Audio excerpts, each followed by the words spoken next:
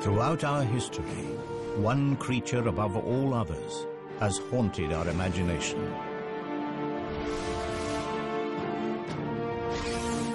On land and in the air, the dragon has left its mark in the folklore of our ancestors. But what if these fantastic stories were more than myth?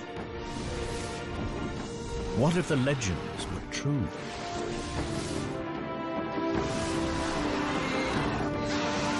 This is the story of a unique family that survived from the time of the dinosaur to make a final stand in the Middle Ages.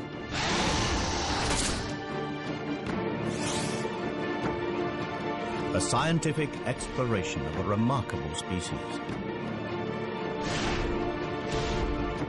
This is the natural history of the most extraordinary creature that never existed.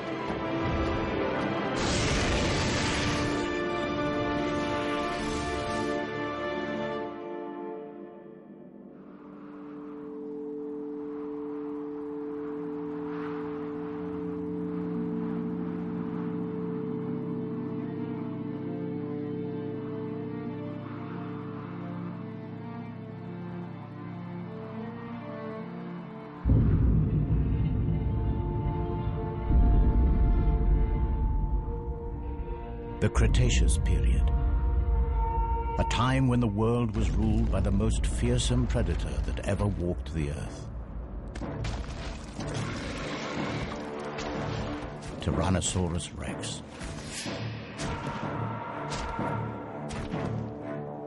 The T-Rex has been forced to this remote place from his usual hunting ground. Something has been raiding his territory, and food has become scarce. He hasn't eaten for days.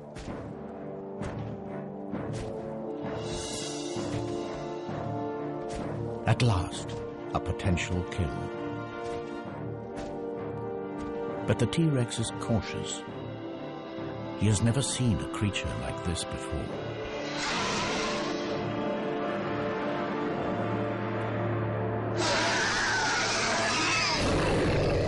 Hunger drives him on.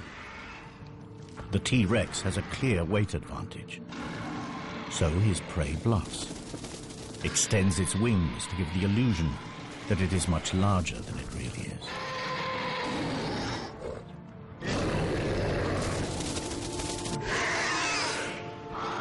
But the T-Rex isn't buying it. So the creature tries a different tack.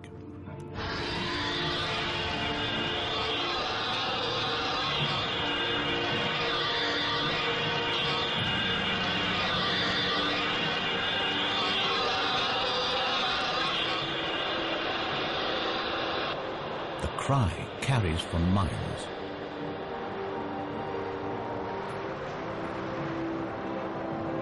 To this predator's sensitive ears, the sound is incredibly painful.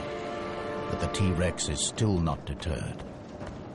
And up here, there's nowhere to hide. But it is the T-Rex, not his prey, that is fatally exposed. They are not alone.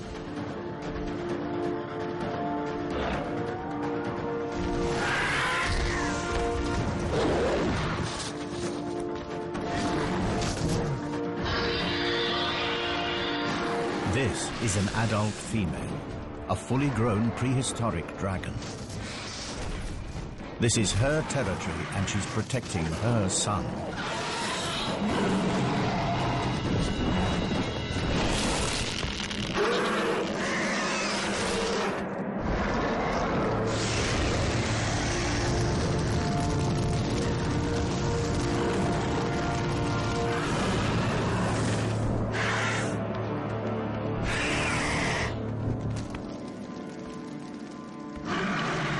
The Tyrannosaurus will not last the night.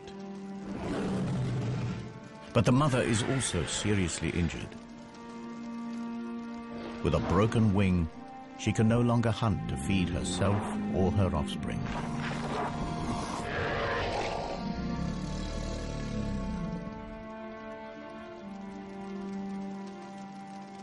But 65 million years from now, the T-Rex's skull will inspire a theory in the mind of a brilliant young paleontologist.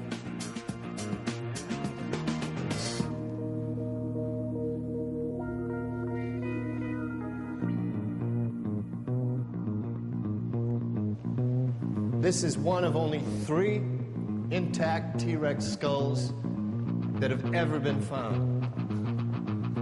It all started 5 years ago when I discovered this complete T-Rex in Montana. It was big news. Dr. Jack Tanner, paleontologist, an overnight celebrity. But then I blew it.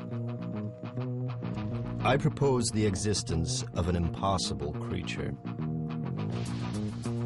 You see, my T-Rex skull was damaged in a very specific way. To me, the injuries were evidence of an attack by a predator unlike anything known to science. The evidence was undeniable.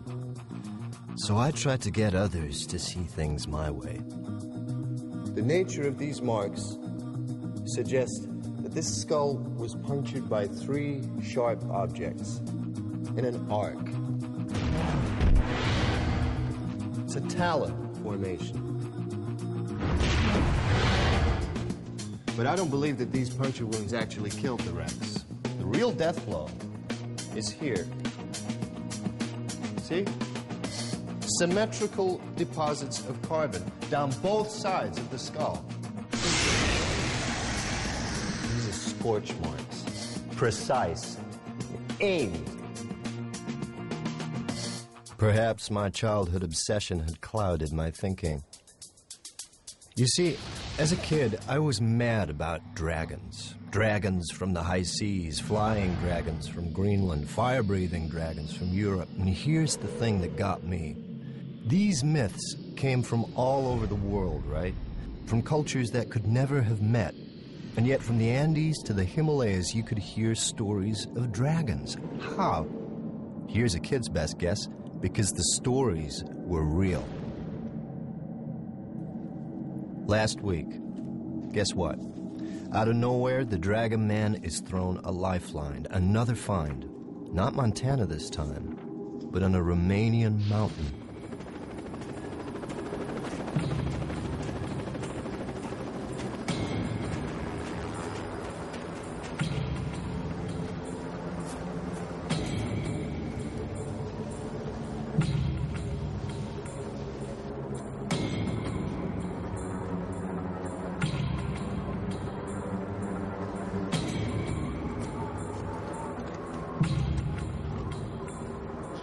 Extreme skiers had fallen into a network of ice caves.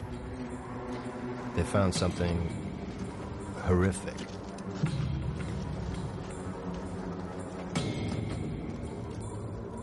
A body, and he wasn't wearing the latest lightweight thermals. It was ancient. There's nothing the police could do with a 15th century corpse. This was a case for historians, not detectives. But police being police, they couldn't resist a nose around. They uncovered a medieval crime scene. A massacre.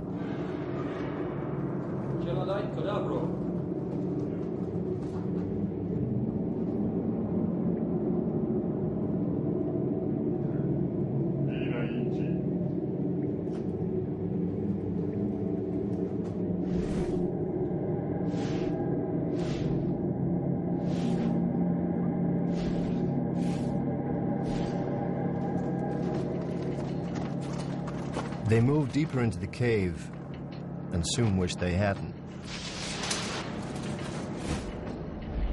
Now, I don't know the Romanian word for dragon, but someone said it.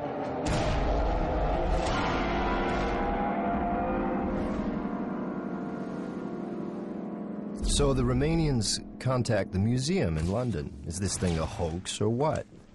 Now, the museum, they're ready to pass. They have an international reputation to maintain. I get to hear about it and figure I'm the perfect solution. The man with no reputation to lose.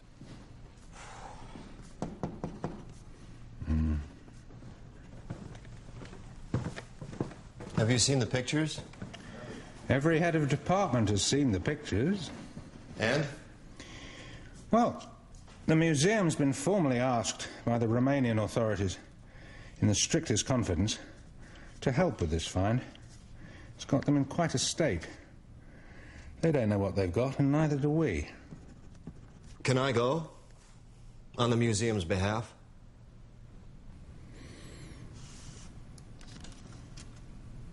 I can call a meeting.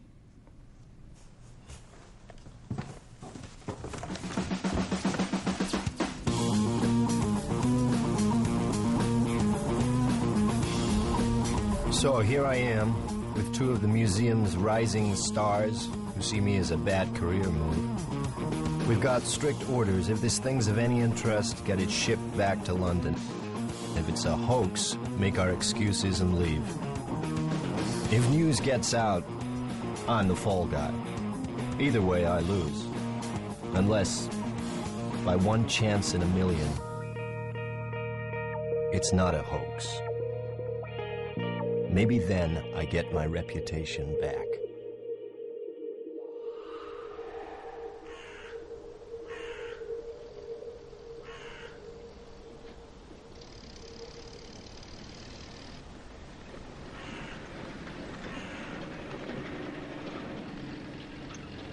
It starts badly. They've moved everything off of the mountain. Who knows what evidence might have been disturbed?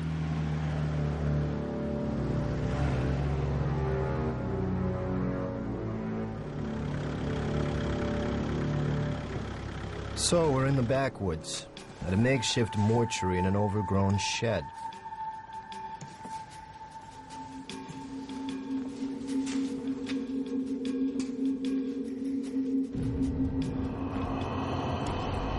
The official word is the bodies have been blackened by ice, but I wonder. Ask me, I'd say they have a different story to tell. But I mind my own business.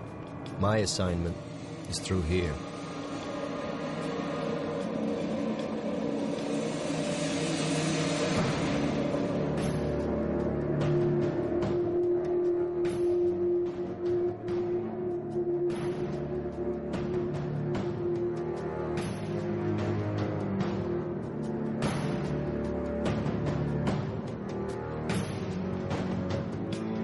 Nobody said anything about a whole carcass.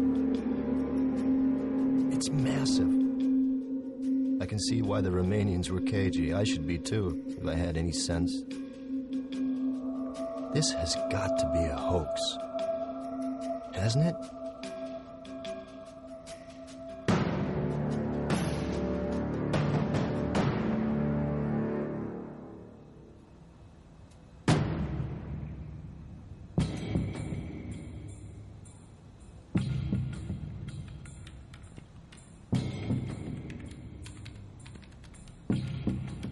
Okay, so let's get this over with. 12:05 p.m., June 25th. Dr. Tanner and team are forced to begin an immediate examination of an unidentified animal. The skin looks real enough. Too well preserved. If this is a hoax, it's the best I've ever seen. Okay, sweetheart. What are you? The hide is scaly. It has a tail. Now, both suggest that this is some sort of reptile, and yet there are two limbs visible ending with what appear to be talons.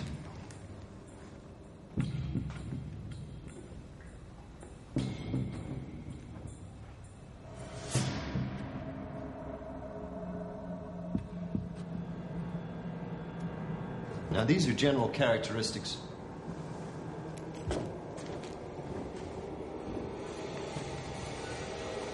Characteristics of powered flight.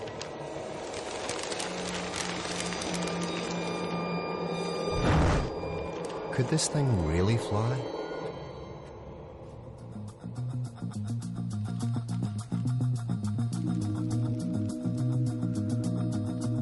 It's too heavy for these small wings. They couldn't create nearly enough lift to get its carcass off the ground. You see, to fly, you have to obey the laws of physics. There is a relationship between weight, power, and wingspan. Wing measurements give us a wingspan under 20 feet. It's not enough. This creature looks built to fly. It's got all the parts, but at the moment they just don't add up. Estimated weight? I'm guessing 900 pounds, maybe 950. He's not gonna like this. Don't tell me. The wing-to-weight ratio is way out. Couldn't fly, right? It's too heavy. A creature with wings that can't fly. That spells trouble. 2 weeks have passed since his mother saved him from the T-Rex, and the young dragon is in trouble. His mother is dead. The injury to her wing proved fatal. He cannot fly, and with no one to hunt for him, he too will die. The smell from his mother's carcass is attracting scavengers. For the moment, they're just pterosaurs. But who knows what other creatures may pick up the scent. This dragon lost his mother at a critical moment. Somehow, he has to teach himself to fly before it's too late. And if he does get airborne, it will be thanks to one of nature's most astonishing feats of engineering. This just gets stranger by the minute. Internal scans show a massive heart. That's typical of flying creatures. Those chest muscles would need large quantities of oxygen-rich blood. Your bones are perfectly designed for flight, too. The internal structure is very specialized. It's honeycombed. You see this lightweight structure in bird skeletons. Their bones are strong, but still light enough for flight.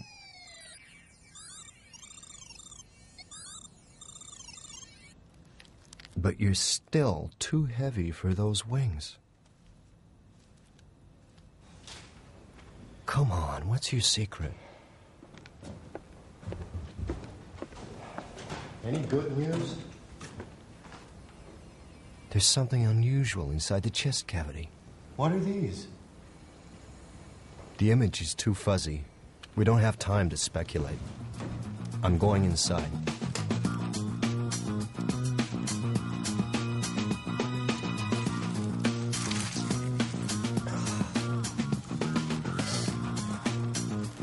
The plot thickens. A second pair of lungs? But there's no internal structure. Bladders, maybe? They must have held something. You pass me a syringe, please?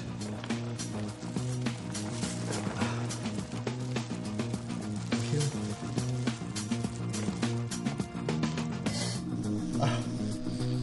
It's gas. Analysis, please.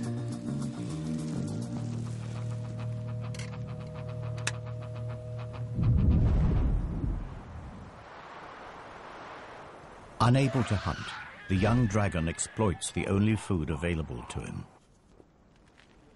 His mother's meat will keep him alive for a few days. But if he can't fly, he can't hunt. His future looks bleak. Yet, even in death, his mother may still help him. In their gut, all creatures contain bacteria that help them to break down food. And as they do this, they release gas. But the bacteria inside dragons are unique, and the gas they produce is special. It is channeled into 2 storage chambers, the dragon's flight bladders.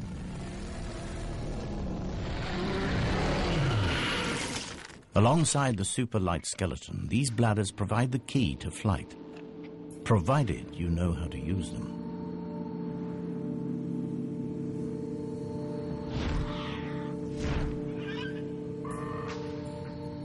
this young dragon will have to learn fast. The scent of his decomposing mother has attracted the most dangerous creature imaginable. An aging male dragon. Its broken horns and dull markings betray a dragon at the end of his days, and this is bad news for our juvenile. Continuous battles over territory mean that most males never reach old age. But this dragon is still around. He's a survivor, and he's hungry.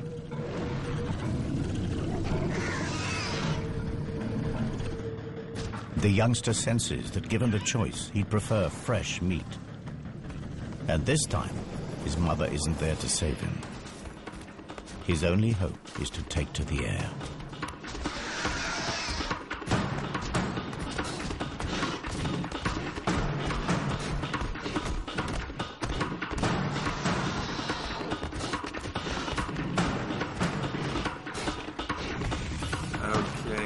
Gas composition, predominantly hydrogen. Hydrogen. It's 14 times less dense than air. It's odorless, colorless. You put hydrogen in a balloon, what happens? It floats away, right? The juvenile heads for the trees. The old male cannot fly here.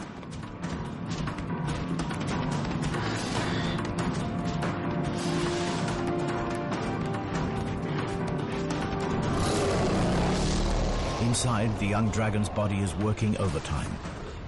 Heart beating, muscles pumping, and hydrogen is collecting at a phenomenal rate.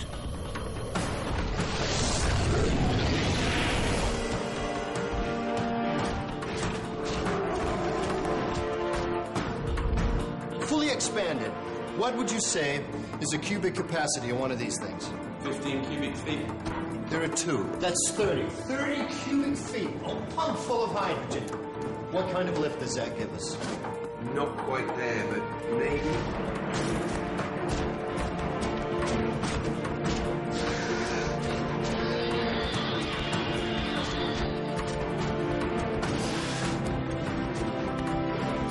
The youngster's flight bladders are now full, but crucially, so is his stomach. The undigested meat is weighing him down. Just in time, instinct takes over. He empties his stomach and spreads his wings.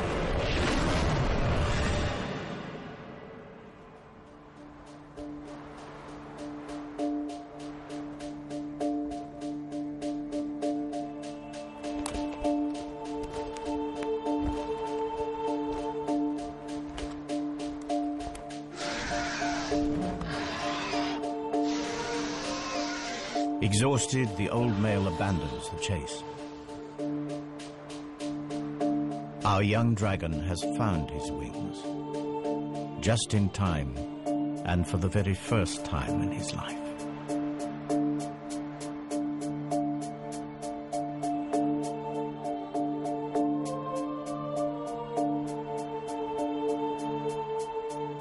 Analysis suggests, it's to be confirmed, that maybe, just maybe, this creature could fly. This is no hoax. This thing is for real. A gigantic flying lizard. Too much to expect that you could breathe fire, too.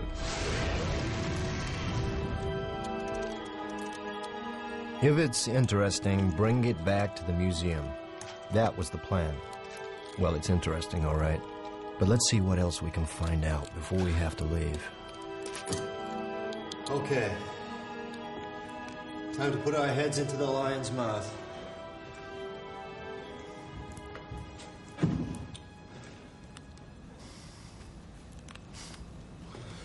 Was clearly a carnivore, a formidable predator. What's going on here? You've got incisors for ripping meat and molars, grinding teeth. Stingrays have the same kind of teeth for crunching rock-hard shells. What would a meat-eating predator want with teeth like these?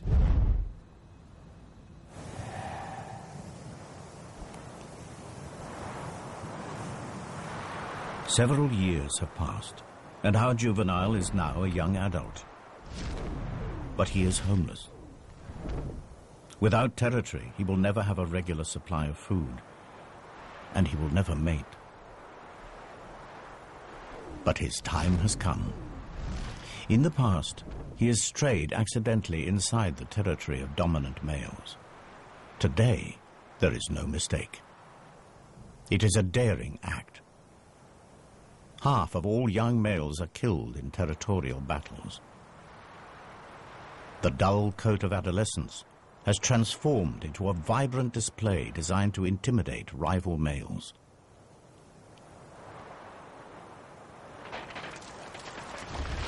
But before he makes himself known, he takes on stores of a rare and valuable mineral found at the heart of every dragon territory. He is preparing for the fight of his life. And these rocks will hold the key.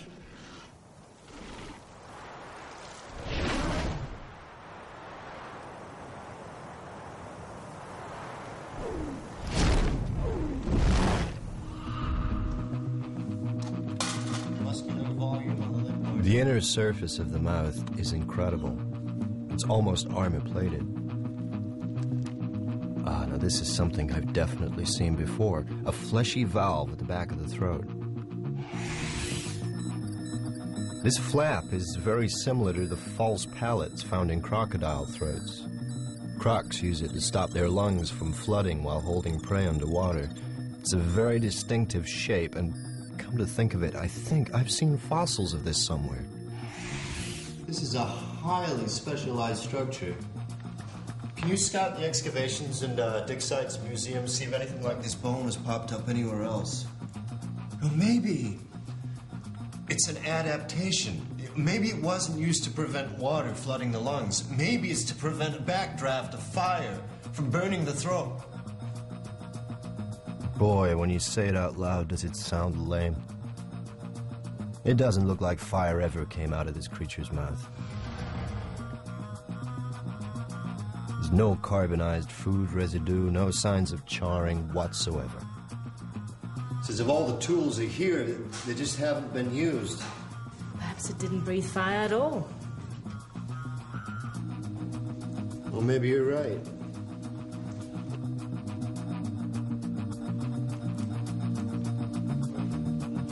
Let's take a step back. Nature isn't constrained by our lack of imagination. Think about it. The natural world is full of bizarre creatures that have the most extraordinary weapons, tongues like spears, colors that change, and shapes. Lassos even, but a creature that breathes fire? Bear with me. Meet the bombardier beetle. Now, when this guy gets angry, he fires out liquid at a temperature of over 200 degrees Fahrenheit. Now, how's he do it? By pumping a liquid fuel into a reaction chamber where a catalyst ignites it. The exploding chemicals have nowhere to go but out. And with a bang. Now, is that how dragons did it?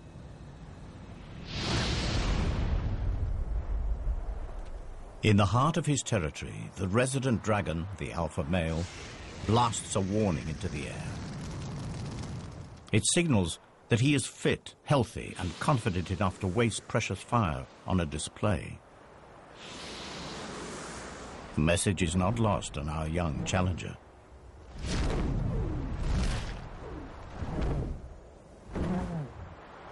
If he has any chance at all of winning this duel, he must be at his very best, because the stakes are high. With territory comes not only a guaranteed supply of food, but the one thing every young male needs if he is to leave his mark on the next generation: females.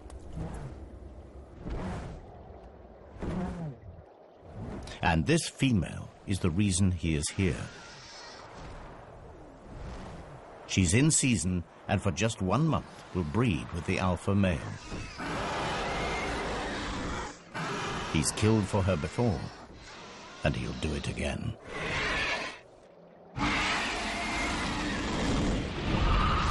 Okay. Back to basics. What do we need to produce fire? We need fuel, and we need something to light it with, an ignition system. We need a light, combustible material. Like gas?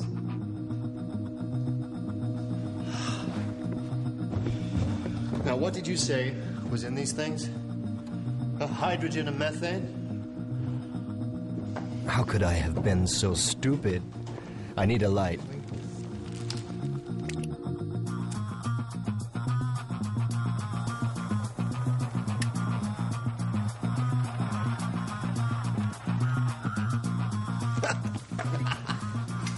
It's hydrogen and methane, both combustible gases, both lighter than air. These sacks double up as buoyancy aids and fuel stores. Evolution at its most economical. So far, so good. But how did you ignite it? Can I take a sample, please?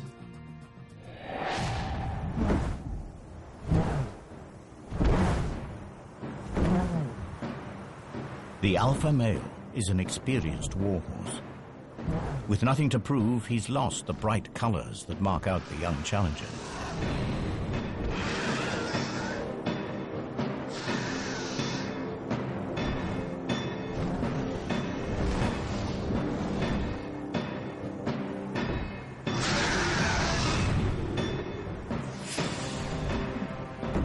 Experience tells immediately.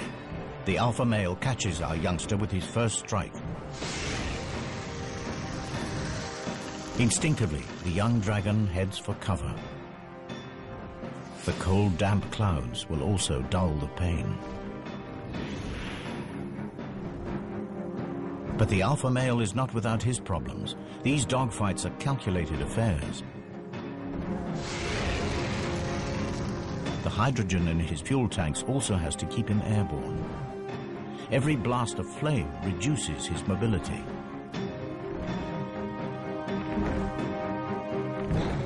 The challenger appears to accept defeat. He heads for the territorial boundary. It seems that now his best hope is to escape with his life. The alpha male drives on. He would rather finish him now. But he has misjudged his young opponent. The youngster is faster, more agile, and crucially, he has a full payload to burn. Wouldn't you know it? That sediment on the creature's molars, it's rock, with particularly large traces of platinum. Platinum is not just a precious metal, it's also a catalyst.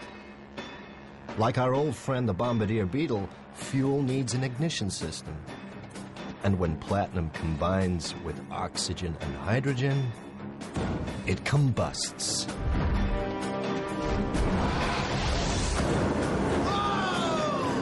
It produces fire.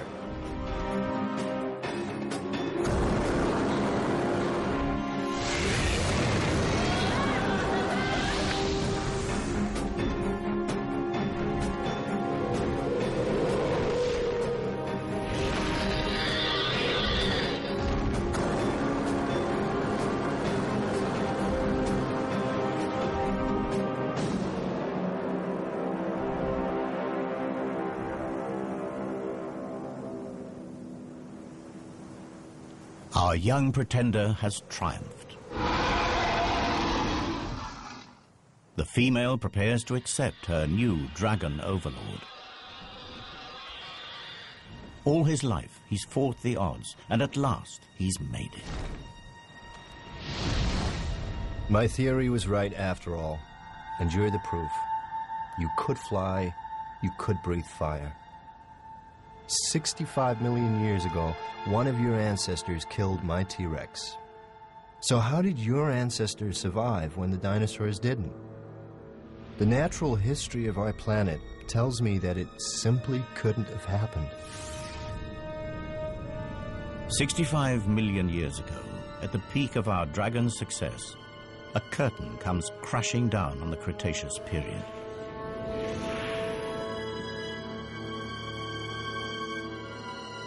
A meteorite the size of Mount Everest smashes into the planet. Known as the KT event, it wipes out nearly all life on Earth.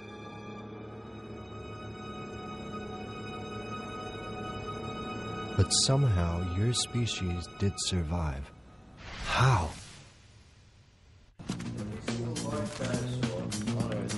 If the KT meteorite finished off the dinosaurs, how did a giant species like yours survive? Let's think straight. What other large creatures survive KT? Sharks, skates, rays, turtles, coelacanths, amongst others. And all have in common? Their marine life. And crocodiles, too. Crocodiles. The false palate is found in crocodiles. Raised nostrils, suggesting a creature that could hold its prey in its jaws and breathe while completely submerged in water. But this creature didn't swim. It flew. It has wings and talons, not webbed feet, suggesting the palate must be an evolutionary relic. Somewhere in the dim and distant past, this creature's ancestors lived in water. You swam from extinction.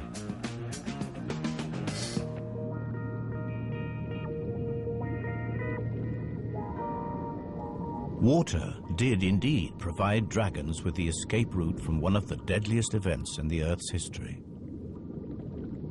But not the prehistoric dragon. The land-living dragon was indeed wiped out. But it was not alone. The dragon family had another branch. At the time of the KT catastrophe, the prehistoric dragon had a cousin, the marine dragon. Both species were descended from a common ancestor, but they followed very different evolutionary paths. The marine dragon lived in the sea, and life in the sea was less affected by the KT event.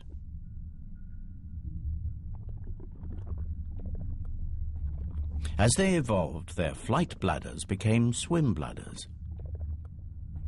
Their large wings reduced to become fins, and their powerful tails became rudders. Marine dragons thrived.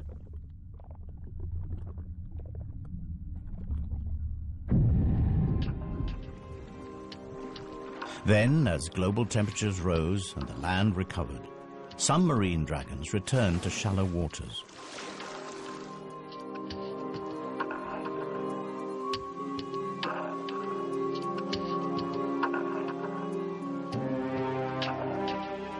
Through estuaries and rivers, they eventually made their first tentative steps back onto land.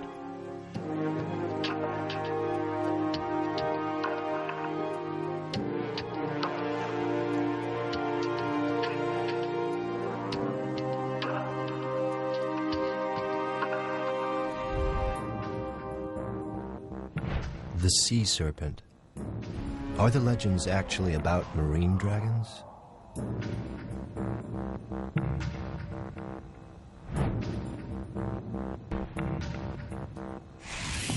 That false pallet, guess what? Looks like it's turned up at a dig site. This could be our missing link. Well, what kind of environment are we talking about? Forest. What kind of forest? Bamboo.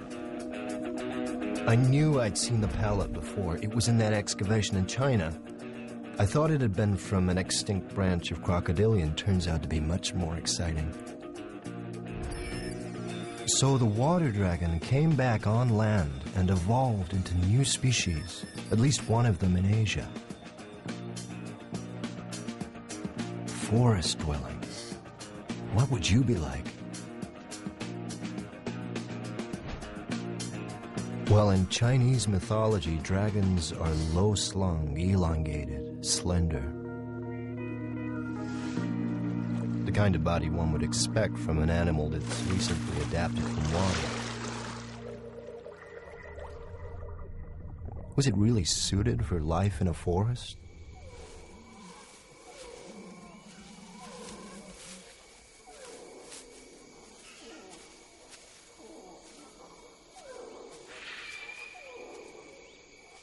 The dragons that return to land discover that the prehistoric world has changed.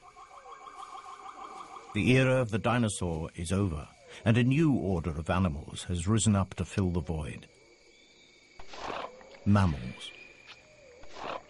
And mammals provide plentiful food for dragons. The trick is to catch them.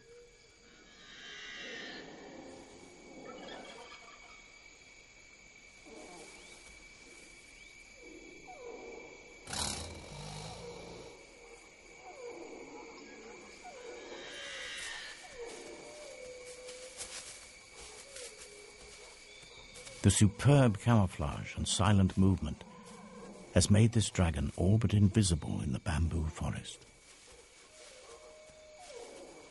The wings on this dragon are too small for flight, but the flight bladders provide gentle lift and allow her to glide silently across the forest floor. The markings on her skin break up her outline in the dappled forest light. And to be sure, this massive relic from the age of the dinosaur has had to develop new tricks. Hunting mammals in this compact environment requires tremendous guile. Small, fast, and agile, mammals have incredibly acute hearing and smell. Alerted, they can disappear in an instant. Positioning herself downwind from her prey, she lies in wait and listens intently.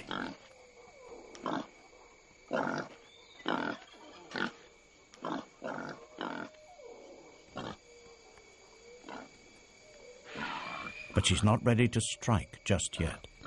Not before unveiling a highly specialized weapon that gives her an edge against this wary prey.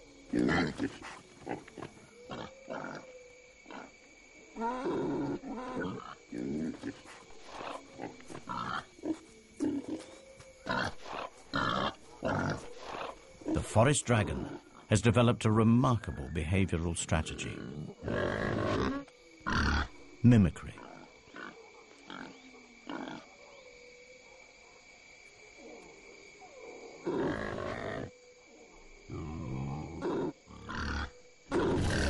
By carefully controlling the flow of gases from her flight bladder, she manipulates her voice and entices her prey.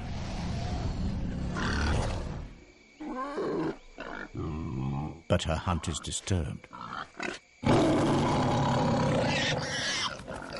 There's an intruder in her territory, a creature that will come between this dragon and her prey for the last time. It's not just the invasion of her territory that riles her, or the loss of the odd meal. This animal is a real and emerging threat to her very survival.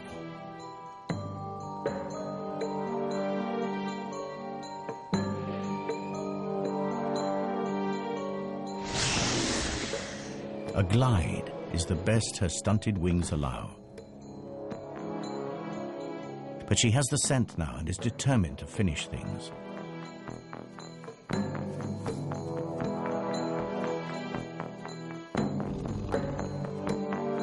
Smaller and more mobile in the forest undergrowth, the new mammalian predators are proving to be accomplished hunters.